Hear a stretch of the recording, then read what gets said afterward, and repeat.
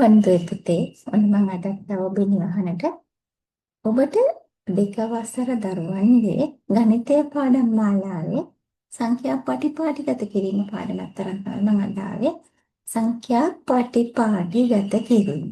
ඔබට මතක ඇති මම පෙර පාඩමකදී කියා දුන්නා කුඩා සංඛ්‍යාවේ සිට විශාල සංඛ්‍යාවට පෙළ ගැස්වීම, ඒ වගේම විශාල සංඛ්‍යාවේ සිට කුඩා සංඛ්‍යාවට පෙළ ගැස්වීම. අපි අන්න ඒකට පටිපාටිගත කරනවා. ඒ වගේම අපි සංඛ්‍යා රටාවක් ගොඩනගන්න පුළුවන් පුතේ මේකෙදි. අන්න එහෙමනම් අපි පටිපාටිගත කිරීමේදී සංඛ්‍යා රටාවක් තමයි මුලින්ම හදන්න ඕනේ.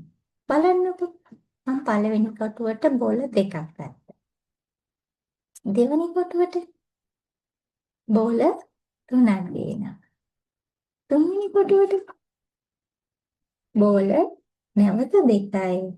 නැවතත් අපි හතරවෙනි කොටුවට බෝල තුනක් ගන්නවා. බලන්න 2 3 2 3 කියලා අපි රටාවක් හැදුවා. රූප වලින් රටාවක් හැදුවා. රූප 2යි රූප 3යි. රූප 2යි රූප 3යි.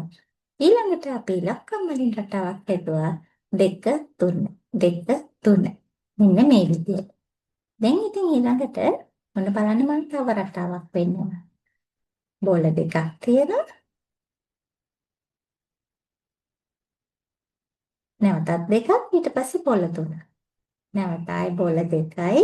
එහෙනම් ඊළඟට එන්න ඕනේ බෝල තුනක රටාවක්. ඔන්න බලන්න එහෙමනම් මේ බලන්න පුතේ 2 2 3 2 2 3 රටාවක් නේද?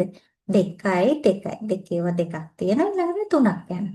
ආයි 2යි 2යි නැවත 3යි. එහෙනම් නැවත යන්න ඕනේ 2යි 2යි අපහු 3යි. ඔන්න ඔය රටාව. ඊළඟට පොදු අන්තරය. දැන් අපි පොදු අන්තරය කියන්නේ මේ දෙකක් අතරේ යම් සංඛ්‍යාවක් සහ තවත් සංඛ්‍යාවක් අතර තියෙන සංඛ්‍යා ගණන එතනදී යන ගණන දෙකින් දෙක වෙන පොදු අන්තරයේ දෙක වෙන සංඛ්‍යා රටාවක් තමයි අද ඔබට මම මේ පුනේ බලන්න. අපි 1 සිට 10ට ඉලක්කම් ටික ලියනවා. මුලින්ම දෙකේ ඉලක්කම පාට කරගන්න. ඊට පස්සේ 3 4 ඇඟිලි දෙකක් ගන්නවා. 4 කියන්නේ දෙකක් ගියා. 4 ඉඳන් දෙකක් 5 6. එහෙනම් 6 වෙන එක පාට කරනවා. නැවත දෙකක් 7 8. ආයේ දෙකක් තියෙනවා. ඊළඟට 9 10. ඔන්න බලන්න දෙකෙන් දෙක සංඛ්‍යා රටා යන විදිය. අපි මෙන්න මේ විදියට සංඛ්‍යා රටාවක් අපි මුලින් හදාගන්න. මම නැවත 1 සිට 11 දක්වා සංඛ්‍යා ටික ලිව්වා. බලන්න පුතේ අපි එක පාට කරනවා. එකට දෙකක් එකතු කරමු. 2 3. ඔන්න 3 පාට කළා. ආයේ 4 5. තව දෙකක් එකතු කරා 5 පාට කළා. 6 7. තව දෙකක් එකතු කළා. 8 9. තවත් දෙකක් එකතු කළා. 10 11. අය දෙකක්. බලන්න දෙකෙන් දෙක යන තවත් රටාවක් නේ.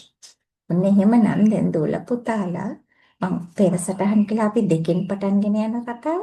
දැන් එකකින් පටන්ගෙන දෙක එකතු කර දාන සංඛ්‍යා රටාවක් අපි ලියුවා. දැන් එහෙමනම් ඔන්න අපි දෙකට දෙකක් එකතු වුනහම 4 හැදෙනවා. 4ට දෙකක් එකතු වුනහම 6. 6ට දෙකක් එකතු වුනහම 8. 8ට දෙකක් එකතු වුනහම 10. 10ට දෙකක් එකතු වුනහම 12. 12ට දෙකක් එකතු වුනහම 14. ඔන්න ඔය විදියට පුතේ සංඛ්‍යා රටාව අපි දෙකෙන් දෙක ගණන් කරන්න පුළුවන්. මම අර ඔබ පෙර කහපාටින් පාට කළා වගේ එකට දෙකක් එකතු කරාම 3යි. 3ට දෙකක් එකතු කරාම 5යි.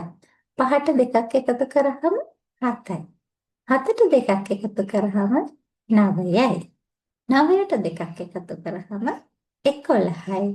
11ට දෙකක් එකතු කරාම 13යි. ඔන්න මේ විදියට දෙකෙන් දෙක එකතු වෙලා සංඛ්‍යා රටාව හදන්න පුළුවන්. අපිට ඕනෙම සංඛ්‍යාවක් අරගෙන ඒ සංඛ්‍යාවට අපි දෙකෙන් දෙක ගණන් කරමින් හදන්න පුළුවන් සංඛ්‍යා රටාව. ඔන්න මම ඔබට දෙනවා ව්‍යාසයක්. අපි මේක දුලපතාල එකතු වෙලා මාත් එක කරමු. දැන් බලන්න මුලින්ම සංඛ්‍යා මේකේ තියෙනවා විවිධාකාර සංඛ්‍යා රටා. දැන් මේකේ පළවෙනි එකේ තියෙන ඉලක්කම ආපස්සට යනවා මේ 8 7 6 එහෙනම් ඊළඟට එන්නේ කීයද? 5. 5ට අඩු එකක් අඩු වුනහම 4. 4න් ආපස්සට 3. ඔන්න ඔබ තවරක්. ඊට පස්සේ 5 10 5. එහෙනම් නැවතෙන්න ඕනේ 10. ආයේ 5. අර අපි මුලින්ම රූපයෙන්ද අන්න ඒ වගේ. 10 5 නැවත 10. එන්න ඔය විදියට එන්න පුළුවන්.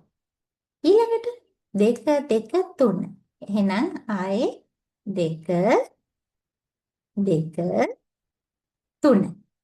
ඔන්න අපි සංඛ්‍යා රටාවක් හැදුවා මේ ගැළපෙන ඉලක්කම දාලා. දැන් දුල පුතාලට මේ ගැළපෙන ඉලක්කම අපි මේ විදිහට හැදුවනේ රටාව. ඕන්න දැන් ඔබට පුළුවන් මේක ලියන්න.